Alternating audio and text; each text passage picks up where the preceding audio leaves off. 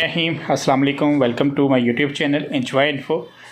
हमारे पास एक सिस्टम आया है जिसकी प्रॉब्लम यह है कि ये सिस्टम डिपार्टमेंट का कहना यह है कि पहले डिस्प्ले दिया है, उसके बाद डिस्प्ले नहीं दिया और उसके बाद रीस्टार्ट हो रहा है बार बार और स्क्रीन के ऊपर डिस्प्ले कोई नहीं है। अभी मेरे पास आया, यहाँ पे अगर देखें तो डस्ट बहुत ज़्यादा सिस्टम के अंदर। प्रोसेसर जो हीट सिंक है वहाँ पर भी बहुत ज़्यादा डस्ट है। कोर i5 की 4th जनरेशन सिस्टम है, HP है और ये सिस्टम का मॉडल है HP 406G1 i5 की 4th जनरेशन है। इसको पावर लगाते हैं, ऑन किया है और यहाँ पे इसकी सप्लाई में ऑन है। अभी ये सिस्टम पावर एक सेकंड ज़रा। प्रॉब्लम ये है कि ये बार बार ऑन और ऑफ़ हो रहा है। प्रोसेसर फ़ैन ऑन होता है और साथ दूसरा फ़ैन और ये बंद हो रहा है। देख सकते हैं कि ये सिस्टम का फ़ैन ऑन होता है और डिस्प्ले कोई नहीं है, बार बार रीस्टार्ट होता है। सबसे पहले इसको हमने करना क्या है कि इसको ब्लोर करना है।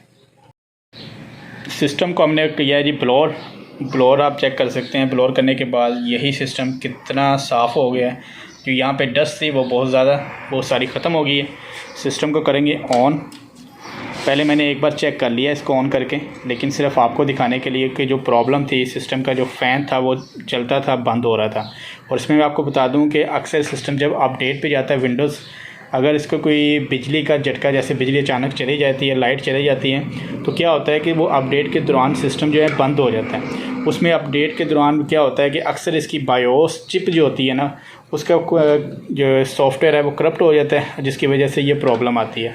अगर आपके पास इस तरह की प्रॉब्लम आ भी जाए तो उसके दो हल हैं। एक हल तो ये है कि एक आप उसमें ब्लोर करें अपने सिस्टम को अच्छी तरह, रैम निकाल के साफ़ करें। ये सिस्टम फ़िलहाल ऑन है, यहाँ पे पासवर्ड लगाएंगे तो ये सिस्टम ऑन हो जाएगा। अभी इसको डेस्कटॉप पे भी ला के दिखाते हैं आपको।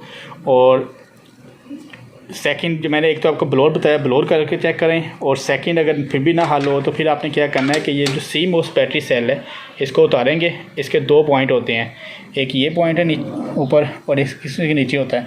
दोनों को आप फ्यूज़र की मदद से शॉर्ट करेंगे या किसी भी चीज़ के साथ आपने दोनों पॉइंट को आपस में मिला के रखना है 30 सेकंड के लिए। उससे क्या होता है कि बायोस रीसेट हो जाती है और आपका सिस्टम की जो प्रॉब्लम है सॉल्व हो जाती है।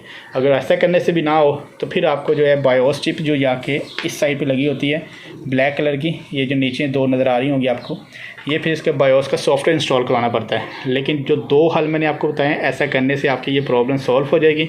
वीडियो बाइक के पसंद आए तो वीडियो को लाइक कर दीजिएगा, चैनल को सब्सक्राइब कर दें, बेल आइकन को प्रेस कर दें ताकि मेरे आने वाली हर वीडियो का नोटिफिकेशन आपको बर वक्त मिलता रहे। अभी इसको करते हैं लॉगिन। ये डेस्कटॉप पे आ जाएगा सिस्टम। तो बाइक की वीडियो पसंद आए तो वीडियो को लाइक और सब्सक्राइब कर दें। अपनी दुआओं में याद रखिएगा। अल्लाह हाफिज़।